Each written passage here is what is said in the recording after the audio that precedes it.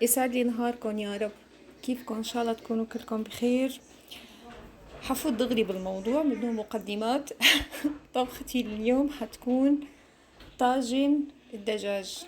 اليوم مغربي، هعمل طاجن الدجاج. هي عبارة عن فخاد دجاج تيجي مع الورك. غسلتهم ونقعتهم بشوية مي وخل، وبعدين خلص نشفتهم وصاروا جاهزين. المكونات الأساسية هي الملح وشوية كمون وزنجبيل بودرة والثوم. وهالأكلة بتحب البصل، بصل مفروم ناعم، وطبعا رح تكون بزيت الزيتون والزعفران. اوكي، وهلا حورجيكم الطريقة. كتير الأكلة طيبة ورح تدعولي عليها. يلا. طبعا هلا أول شي رح أحط زيت الزيتون،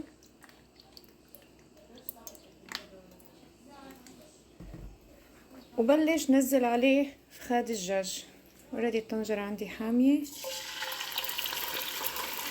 نزل فخاد الدجاج. هلا بورجيكم كيف رح تكون. هلا شو رح ساوي بين كل طبقة وطبقة؟ رح احط شوية ملح، شوي ها مو كتير لانه انا حاملها هيك على طبقات. شوية كمون وشوية بودرة، زنجبيل البودرة. وبحط البصل، بحط تقريبا ربع كمية البصل. شايفين؟ وحكمل هيك هلا على طبقات، حفرجيكم اياها كيف رح تكون اخر شي. شوفوا هلا هي اخر طبقة، وزعت عليهم البصل. تمام. هلا بحط عليهم الثوم. انا حطيت تقريبا يعني 6-7 حبات ثوم، مو اكتر. هذول مهروسين. طبعا رح نحط الزعفران.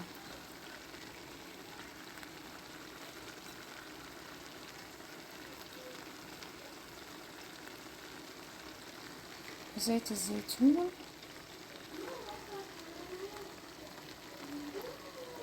وهلا رح اضلني اقليهم، يعني كل شوي بقلبهم لحتى البصل رح يرخي مزبوط. ما بضيف عليهم مي، البصل رح يرخي والدجاج حيبلش، يعني بدي اياه يكون نص استوى. تمام، نص استوى. وبعدين بطلعه وبحطه بصينية الفرن. حتشوفوا كيف الطريقة التانية. شوفوا هلا بعد ما مضى عليها تقريبا ربع ساعة وهي عم تغلي، قلبتهم مرة. شايفين كيف رخت المي؟ ما بعرف شو بدني اليوم. ما علينا. كيف المي طلعت من البصل والدجاج. فهلا بخليها هيك شغلة 5 دقايق 10 دقايق وخلاص بطفي عليها. انا بدي اخلي هاي الصلصة، يعني هاي المرقة اللي فيها هاي حتنطبخ هلا فيها هي بالفرن. هلا المرحلة الثانية انه بدي احط الدجاج بصينية الفرن، والصلصة تبعه مع البصل كلياتها بدي اغمره فيها ودخلها الفرن.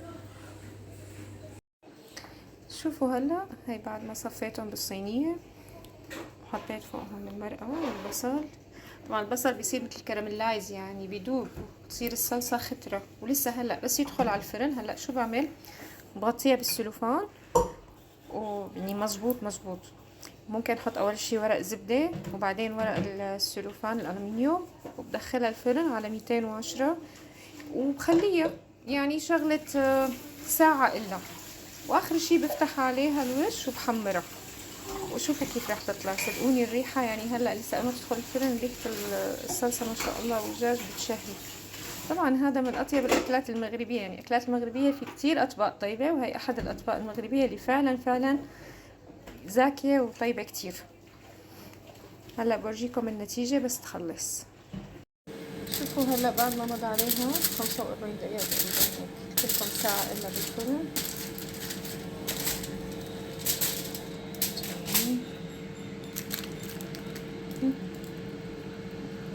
فقبيق. هلا خليها هيك مكشوفة وحمرها من فوق بتتنشف شوي صغيرة المرقة، بتشوفوا كيف رح تطلع. وهذا المنظر النهائي. طبعا هو بيتاكل بالخبز الباجيت، يعني يكون هيك خبز طري سميك مشان المرقة التغميس، تعرفوا لزوم التغميس والطيابة بتكون غير شكل. وبيتقدم مع البطاطا المقلية. انا قطعت البطاطا مثل الشرايح شيبس وعملتها بالاير فراير. وعليكم بالعافية يا رب.